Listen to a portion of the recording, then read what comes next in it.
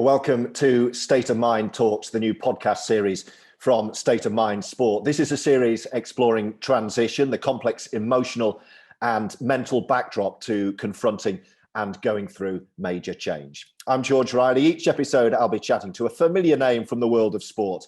And this week's guest is a professional sportsman right in the midst of a major transition. Stevie Ward was fulfilling his boyhood dream, captaining his hometown club Leeds before being forced to retire in his prime earlier on this year through ill health, aged only 27, and he's now at the start of chapter 2. Stevie, great to see you. How are you, first of all? I'm good, mate. It's good to be on here. You're flipping good at these intros, George. I need to get some training from you, mate, for my podcast. But I'm good, mate. I'm on a good day, and I'm sort of relishing the challenge, I guess, of everything you just mentioned there. You're what, 6 months or so, a bit more now, into a very difficult, very sizable transition, both a career change and life change.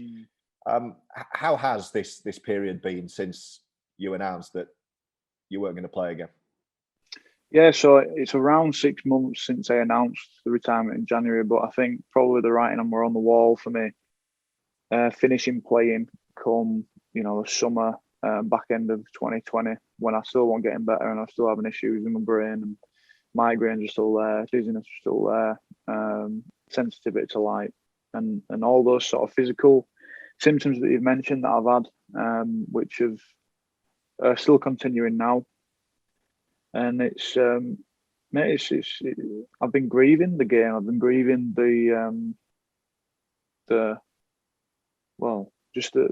mission of what was there before me. My sort of why for 2020 to captain the Rhinos and to bring back silverware and to have success was for our mate, for Rob Burrow, who's obviously suffering with motor neurone disease.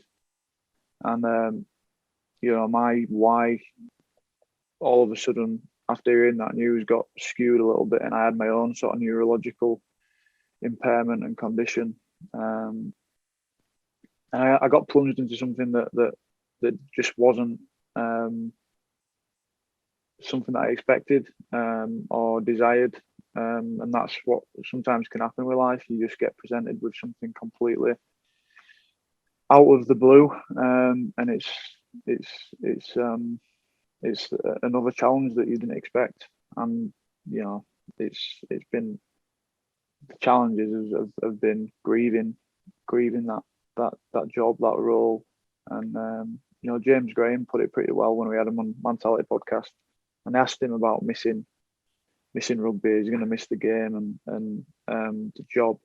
And he said he's probably not going to miss playing the game, but he's going to miss the man that he was when he was playing that game. That bloke who goes and takes the risks, that's excited by danger, that does things on the field that no one else dares to do. And the sort of the build up to the games, and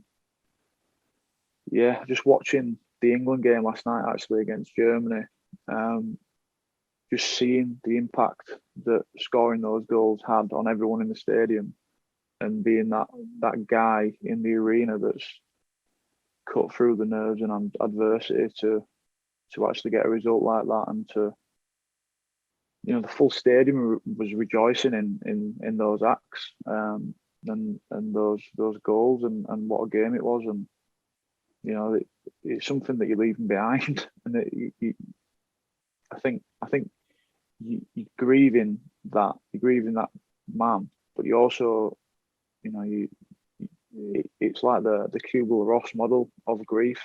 When someone loses someone or something, you go through the denial, you go through the anger, you go through the acceptance, bargaining. And I've been through the whole range of those emotions continuously, and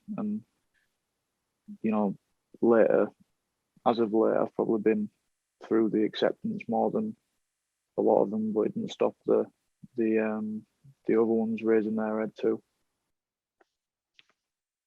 We'll pick up on all of those strands that you just outlined so articulately, Stevie. I was thinking about this yesterday when I was kind of preparing your story for the podcast. The mental side of this transition is full of different impact layers, isn't it?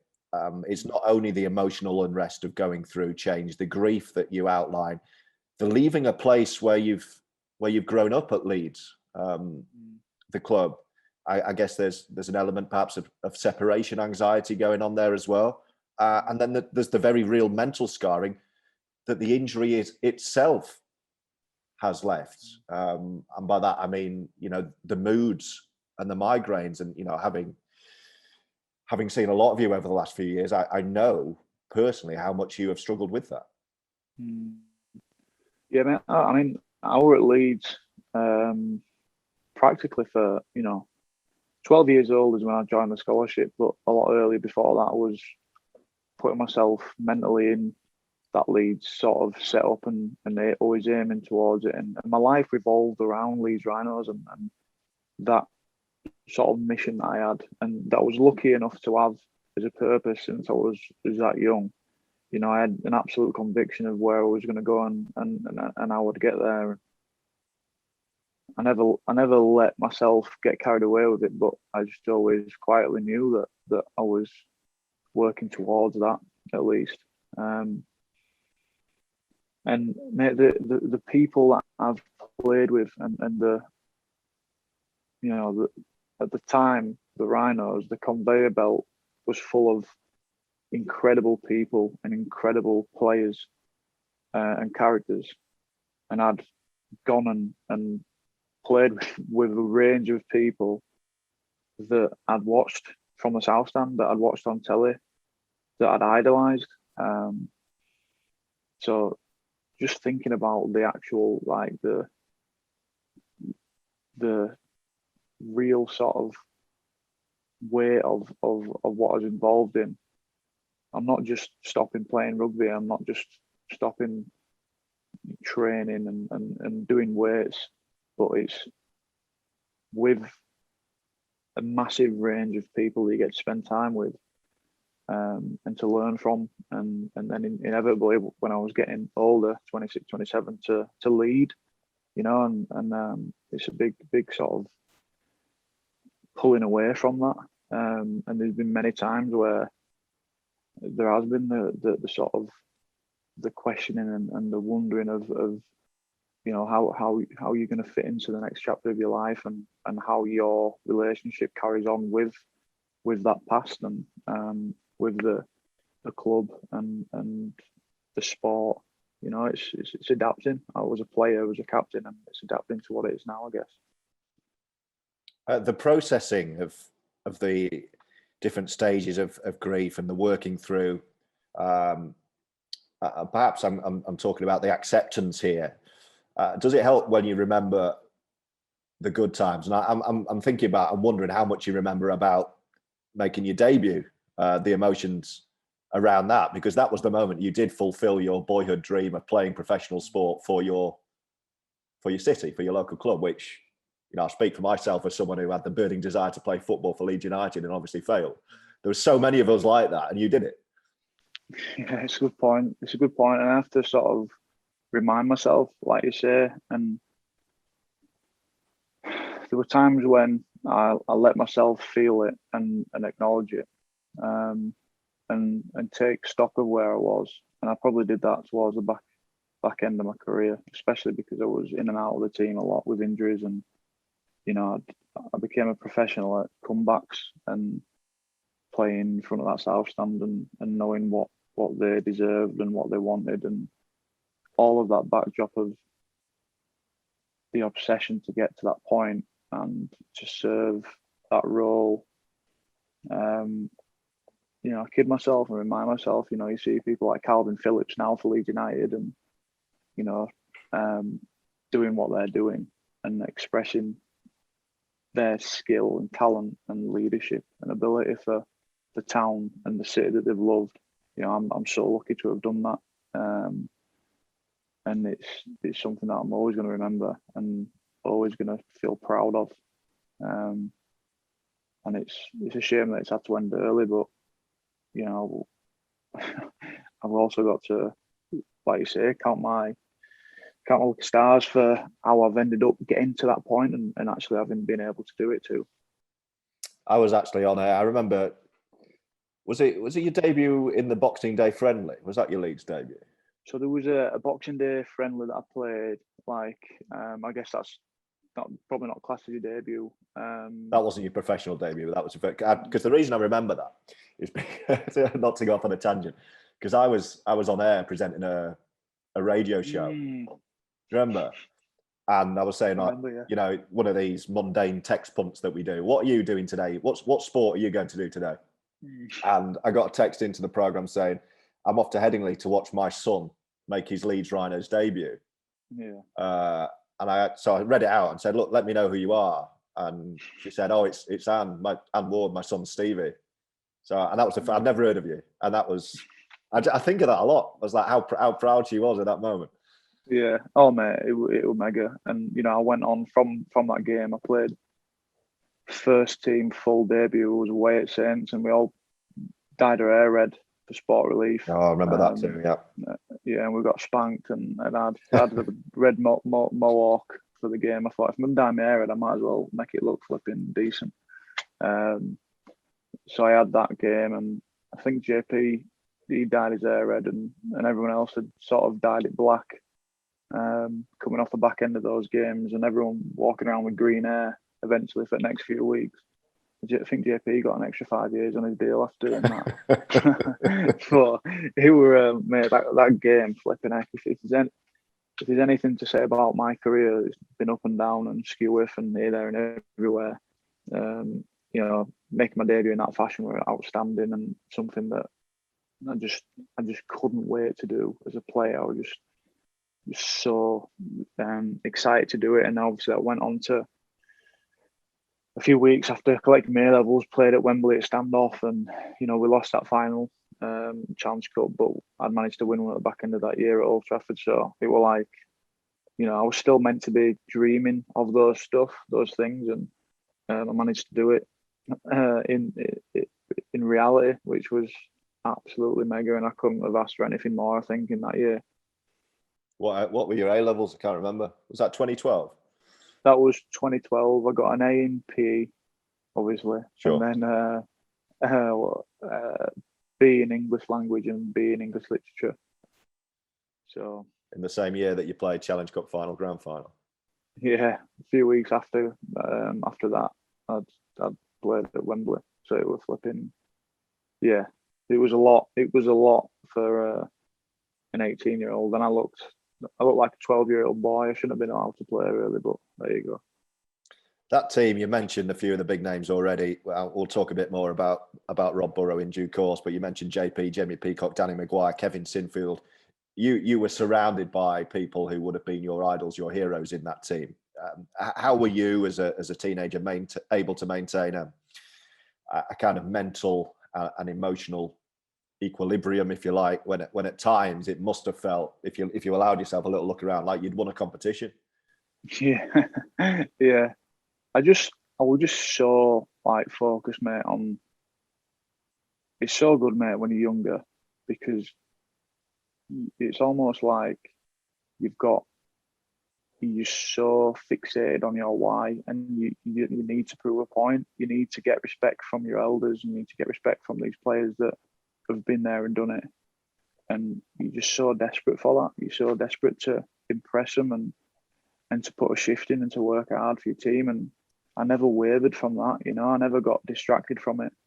And I think when teams now, or when players, I always revisited that why, that sort of the strength of that expression that you used to. We say we play rugby league now, but as you get older and as it gets more serious, you sometimes forget about the play of it. But when you're so young, you're just like, the game doesn't change. I'm off out there to play it. I'm off out to express myself. I'm off out to impress these people. And it's not so much nerves about responsibility. It's just nerves about going out there and being good and enjoying it and impressing people. I think, it's such a strong motivation. And as I say, as I went on in my career, when I was making comebacks and putting my shoulder back in place and always, I'd revisit that. I'd revisit why I wanted to break a line, why I wanted to make tackles for my teammates, and all that was because of how it made me feel. I felt such self-esteem from it, and such a buzz and, freedom doing it.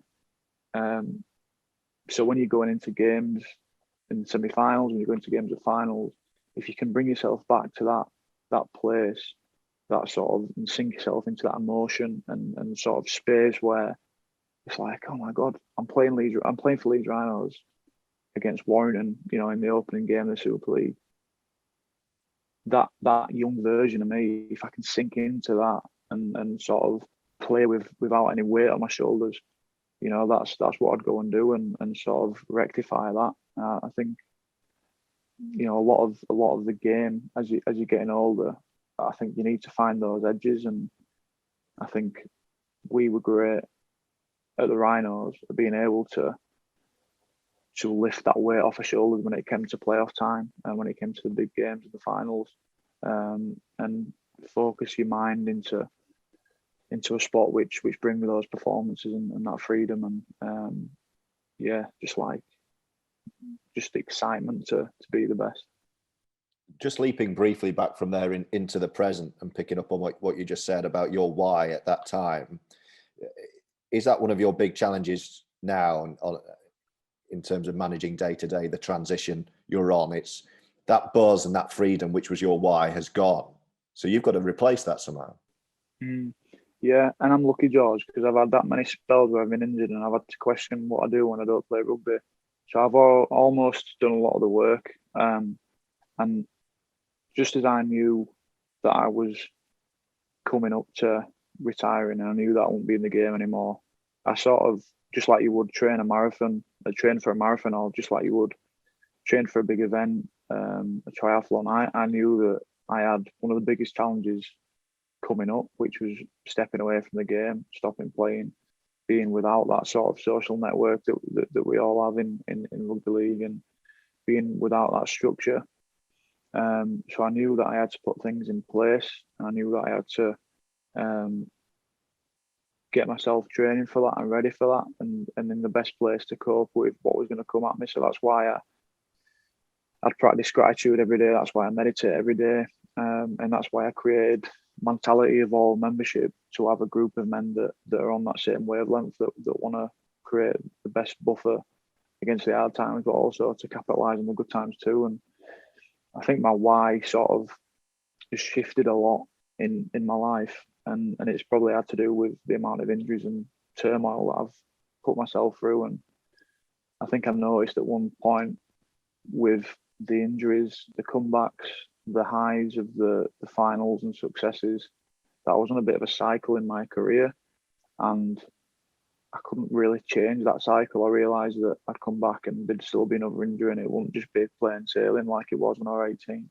So I had to change myself, because I couldn't change the situation, if that makes sense. I had to sort of do the work. And as I say, my why sort of shifted from that inherited purpose, drive, to understanding that I had the talent as a rugby league player, and understanding that I wanted to be the best rugby league player that there was. But when I couldn't do that, like now, I had to shift, and I had to sort of understand myself more to bring out a different purpose and a different why. And I can remember when that sort of purpose for just sort of like playing for myself, and being the best player and winning the individual stuff, shifted to probably more what a captain would, or what a leader would. And I can remember sat in an hotel room, actually. It was on England camp, and I was depressed. I'd been through a lot coming back from an ACL injury. I played about 4 games, got the number 13 shirt, and I was on an England camp. I didn't get played, didn't get picked for the games. And when you'd think you'd be happy and buzzing, I was depressed. And I realised, and I remember when that why shifted, and it was me in that moment thinking, I don't think I'm going to get out of this patch where I'm at. I don't know how to get out of it, and I wasn't even sure if I wanted to get out of it. But I knew that if I could get out of it, then it would help other people. So it shifted for me learning those lessons now at that time, in that period, for me to be able to say, right, well, there's a purpose to get out of it now. There is a reason for me to carry on striving and struggling forward, because it's going to help other people around me. And I'll put the word out about mental health, and I'll try and get people to talk more about it, to deal with it openly. And, 2017 came around that next year, and I had such a strong rooted purpose and why to go throughout that year, and then to win the grand final at the end. So I think that's the magic, is just being in alignment with your purpose and your sort of why that's individual to you and unique to you. You actually do get a lot of time for self-reflection like that when you're away at camp in international sport. I remember speaking to Kevin Sinfield about this when I started work a few years ago with State of Mind. Kevin was one of the people I spoke to about a variety of matters, about the perception of pressure and what you guys go through at elite sport. I was most interested in how he held his nerve for all those match-winning kicks that he had to take, and he said, well, that wasn't pressure, that was what I was in the side for, that was my job. And actually the moments where he struggled were the moments that you just referenced, when he was away on his own, and because he's captain, he gets his own hotel room, whereas everyone else has got to bunk up together. And Kev would say, well, he got his own hotel room as captain. He didn't want it because he'd sit there on his own, and that's where the self-doubt would set in, because he wasn't surrounded by Jamie Jones Buchanan, Jamie Peacock, all these other guys who made him realise that he did fit in and he was there for a purpose. And that was really interesting, because that was something that I never thought about. The amount of a time you do actually have to dwell, and the self-doubt can set in. Yeah, mate, it's big. It's a big thing, self-doubt, self-sabotage. And, I think that's when I sort of woke up to another level, I think, in terms of how we train and how we prepare ourselves, and to acknowledge self-doubt and acknowledge self-sabotage, and be aware of it, be aware of the triggers of it, be aware of where it can lead you to, and to know what to force yourself to do so you don't feel like that, what behaviours to put yourself through. Because it's a lot easier and a lot better to know that those things can come at you. And I think I understood, and that I saw that my mind could sometimes be my worst advisor and worst enemy. So, like, what are these things that I can do to make that unnecessary suffering less and less and go away, so that I'm the best I can be on the field, but as a person off it too. There's accepting how you can feel as a bloke, that takes you a long way to peace of mind. Is accepting situations in your life, accepting the thoughts that you have, being aligned with your purpose, knowing your values, acting your values out in the world, which are all things that I've been doing for the last 3 or 4 years, just as my mental health training regime, if you like. The alignment between mental and physical health, I know, is something that you're a huge advocate of, and I mean, you speak from huge personal experience. I'm thinking, I guess, mainly about 2015, where you had the serious injury, which was a week before the grand final, and that was a physical fall, which then prompted quite a tough mental fall for you, didn't it? Yeah, the 2015 game where I'd done my ACL. The backdrop of that was a serious injury when I was 19, where I'd dislocated my shoulder, damaged all the nerves down it, and I was back playing in 2014 when I couldn't put the weight on. I was in pain all the time. I didn't feel valued as a player because I wasn't in the team and I was in and out. Missed the Challenge Cup final. And I'm like, well, what do I do now? I just had that 18-year-old experience where I'm flying high and in the team all the time. And this injury's hampered me to not be able to put weight on and be the best I could be. So I was like confused. As a young lad, I was confused because it was the first whack of adversity that I had. And then I'd almost just waited until my physical external world was back going again. You know, the winning and the competition, the week on week winning and losing, the sort of striving to be better, everything that makes me who I am. I waited for that to be in sync again. But then when the rugby was taken away from me again in that 2015 game, when the script is meant to say, on that day, you go to your nana's funeral, you come back over to Huddersfield across the Pennines from Salford. You go out, you score in the first 4 or 5 minutes, cheering with the boys. It's a hard game, but you end up winning and lifting the league with the shield. 4 minutes before the end, my ACL went. And I'm like, there's a bit more to it. There's a bit more to it than just relying on the external. And that's when I woke up to how much you can put in place for your mind and work on yourself. How much of an impact did that experience have a couple of years later when your shoulder popped out a week before the grand final and yet you still played?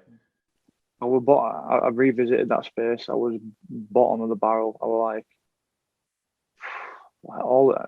at that point, it was like all this work that I've done physically, mentally, and it was just like a complete carbon copy of 2015. Literally, I scored in the first 5-6 minutes of the game, played so well throughout. The game was in the balance and I got injured. And I'm like, why does this keep happening? I was just like, what? I was walking off that field with my shoulder out of joint and I was so bottom of the barrel.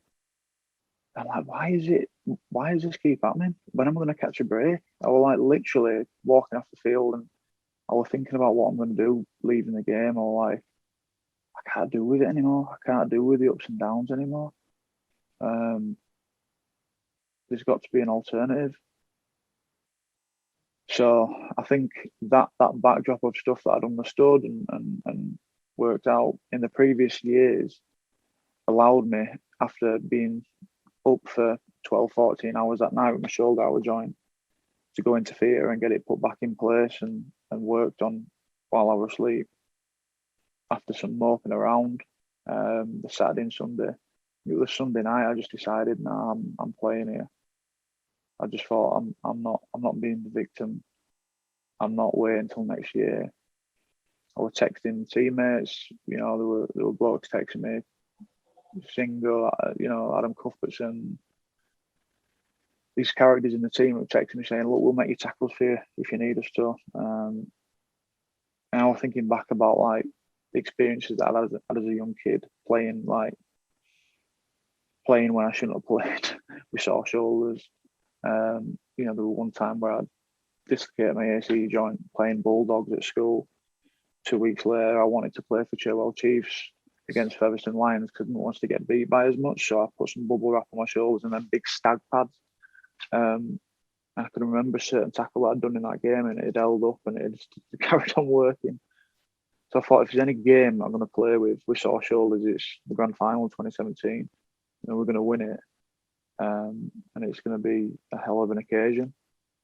So on that Sunday, I made the decision that everything that had come in that week after that would be for us to win and for me to be involved in it too.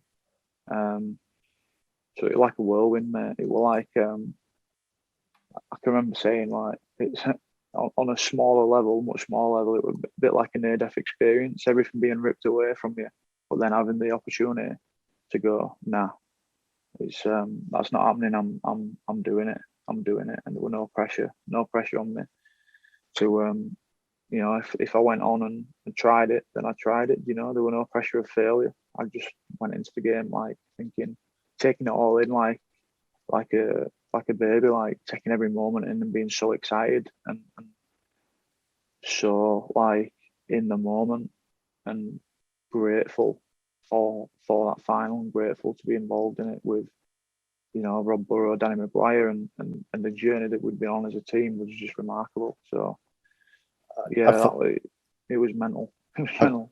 I find that extraordinary on so many levels. The fact that a game that's the holy grail of rugby league, packed out Old Trafford, one game to define whether you're champions or not, or define whether you're champions or not, in front of 70,000 on TV worldwide. You're injured and probably shouldn't say, and your mates in the team want you to play so much that they are saying, we will share your workload between us so that you can get out on the pitch. And that just, on so many levels, that just blows my mind. Yeah. Well, I don't know if they shared many off me. They might have shared a few, but I flipping still made more tackles in that game. Played 80 minutes and made 40 tackles. I'm like, what am I doing? Just chill out. Just flipping chill out. From kickoff, I don't know why. This is probably why I was a good player, but also why I get myself into trouble sometimes. Like the first tackle from kickoff was that shoulder. I threw myself in and flipping went to smash some blow with my left shoulder. I'm like, fuck. I watch it back. I'm like, what am I doing? But it's made the story and the memory and such a culmination of, like you say, my teammates supporting me and just really being like, as a fan, you know, you imagine relationships, you imagine the missions and the journeys that players go on, and that one was for real. That was a real journey, a real authentic, real sort of laid bare sort of mission that we all took on that year and that final too. It was a very, very, very special memory. 2017, Rob and Danny Maguire's last games as well. And, you know, very personally for me, it was very special as well. And it was great for you to experience that as you did, especially looking back. The period since, let's just discuss that a bit now. And the period since 2017, full of difficulty, really. Even the following year, you had the setback of your good mate Callum Watkins being made captain. That was something you were hopeful of getting yourself right then. And I know that a lot of doubt returned then, and you were thinking then of actually, you were questioning your why then. I recall you were thinking of perhaps doing something different. It were a rocky period. I think 2018. We, as a team, we'd lost a few games by drop goals, and obviously Mac had left the club about 2/3 of the way through that year, and 2017, like I got through that final, but obviously I won't be able to get through a full World Cup and train and play,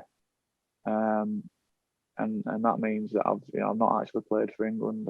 I've been involved in the camps and all that, but I never actually got to pull a shirt on for England, which is, you know, is unfortunate, but that's life. You know, I've done so many other good things too, and yeah. So I remember 2017, the off season, just having to sort of like pull myself back from that, and almost take a back seat again. And I think I was sort of considering whether I would be captain, but you know, at the end of the day, like it didn't really change anything for me. It just, I was sort of in a position where I wanted to get back playing again and back going to the next level again. But there was, you know, that period in 2018, it was, you know, it was almost like a reset button had been pressed, and a lot of players were leaving and coming in and out, and you know, it was an adjustment period, a real big adjustment period, for everyone in the team, for everyone in the club. And you know, I ended up captaining that year, actually 2018, with Cal doing his ACL. And I always had the sort of what would you say, the mindset that I'd just carry on as I was, I was only young. I was 20, I think I was 24 then. So yeah, 2018 presented its own challenges with a lot of change, and yeah, I think a lot of what you'd say soul searching for players, and every player within that year towards the back end of the year had to come up with their sort of why. I think remember that was a thing that we all had to look at ourselves and think, well, you know, we've had these years before. We'd had the 2015 treble, we'd had the 2017, and it's like, well, what does this team mean now? Which is probably, you know, an ongoing process for a few years. Just before Christmas 2019, so ahead of the 2020 season, you were officially named Leeds Rhinos captain, which must have been an incredibly proud moment. I'm sure you would have been told a few weeks before that. And then almost immediately afterwards, Rob Burrow was diagnosed. What was that period like? Well, I mean, I got told that I was going to be the captain of the club. And in the same conversation, I got told about Rob. And I'm like, what?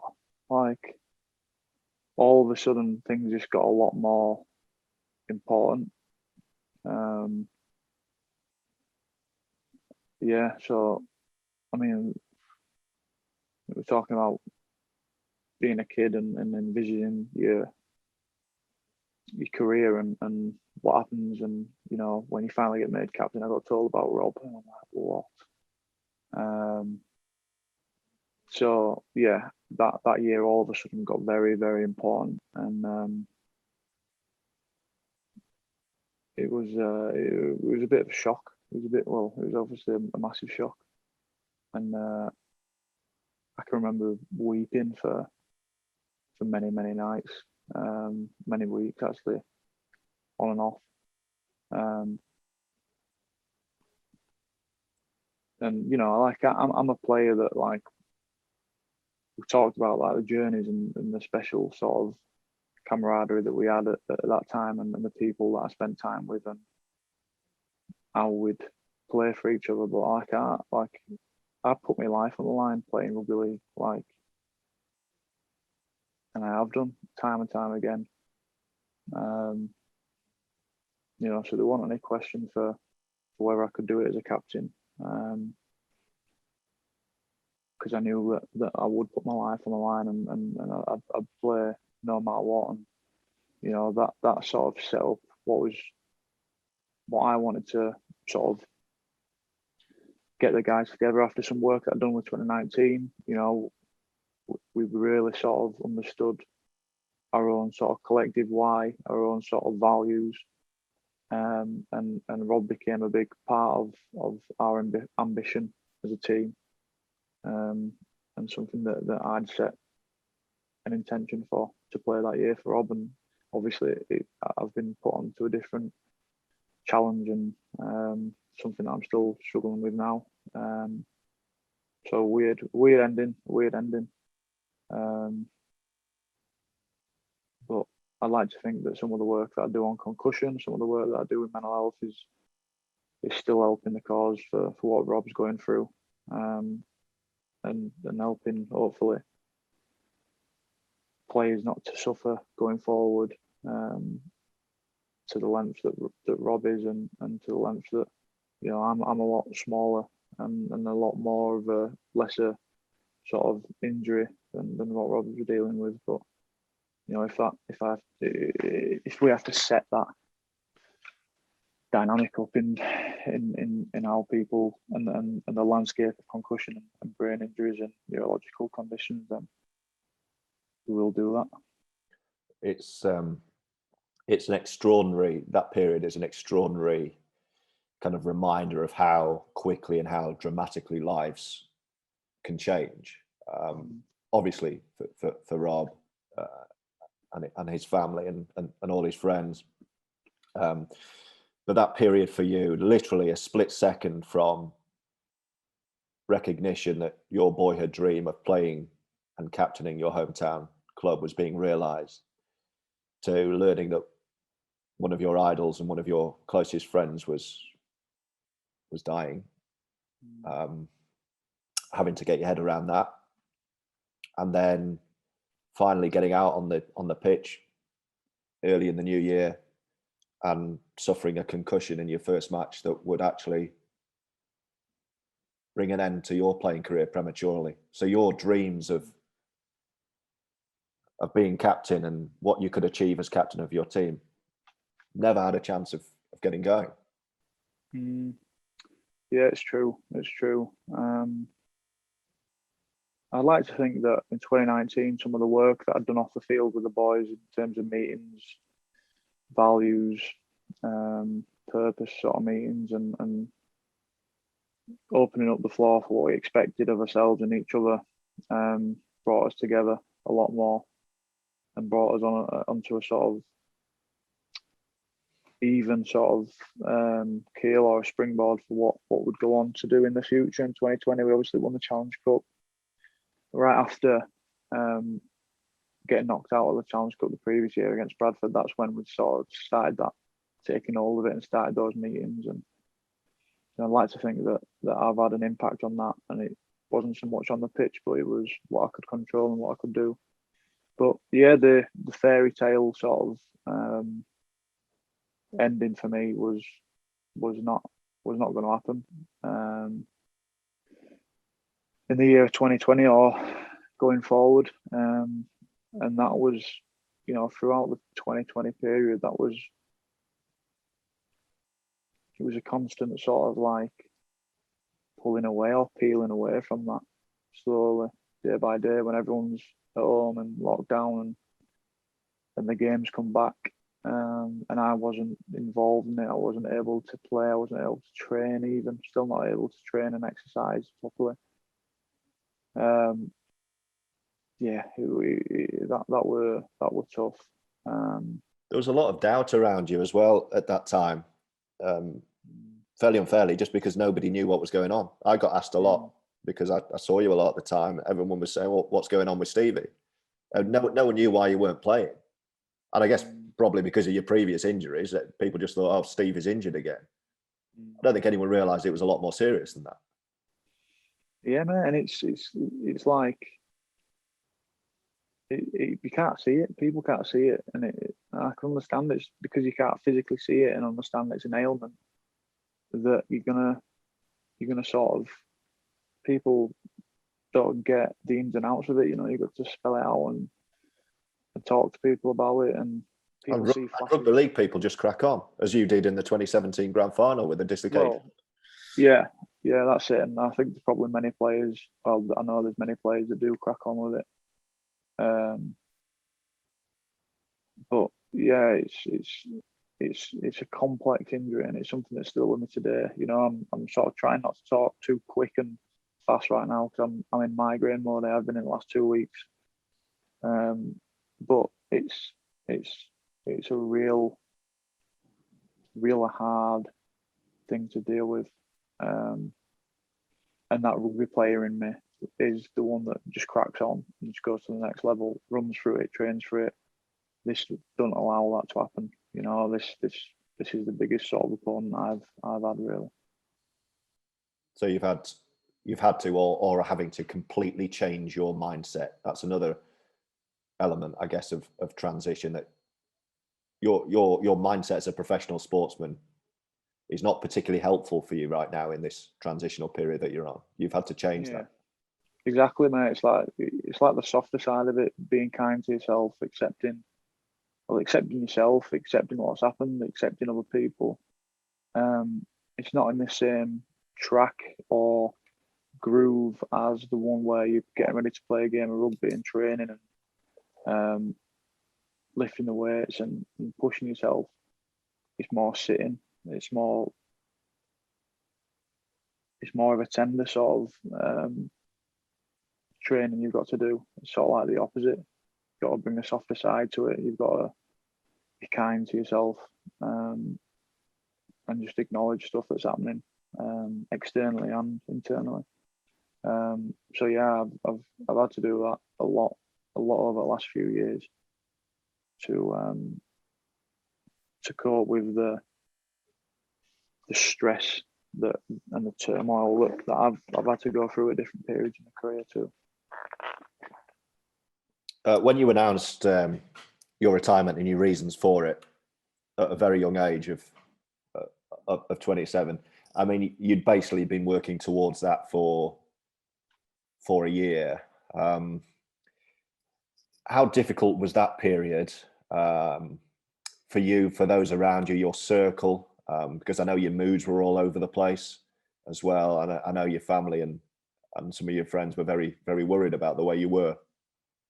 Yeah, mate, there's a lot of time it was, obviously I'm dealing with the physical stuff, the migraines and dizziness, and the fact that my eyes and my brain starts burning when I look at a screen for too long, and dealing with all that.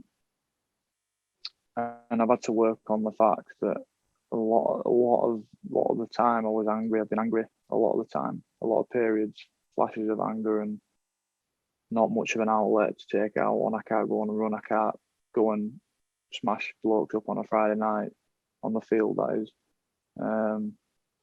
You know, that outlet's not been there, and you know, sort of sitting with that frustration and want to change, and you know,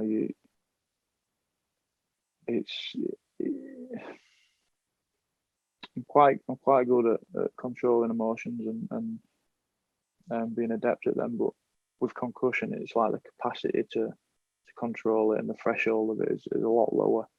You can only deal with a smaller amount of stuff in your life. And, you know, and definitely in the early stages, I was depressed, I was anxious, and I was having to come to terms with stepping away from the game. And it's like, well, where do I fit? You know, where do I fit now as a person? How do I, you know, how do I sort of navigate now without that sort of self-esteem? You know, you've got to shift it again, and you've got to find something again. We went to visit Rob in the October before you announced your retirement, and you told him then that you were going to call it a day. I felt that being in that room, that was quite an emotional moment, and I don't know how many times you'd said it out loud before that. How did you feel with that conversation? Yeah, that was a time when I was starting to say it out loud, and it didn't feel real. Do you know what I mean? Like I was saying out loud, but I still not registered that I was doing it. And obviously Rob was saying that this is the right decision, it's not worth it. And yeah, for a long time, I probably, you know, while I was saying it, I probably didn't believe it. But I had to start saying it. I had to start coming to terms with it then. And it was, you know, you sort of feel very,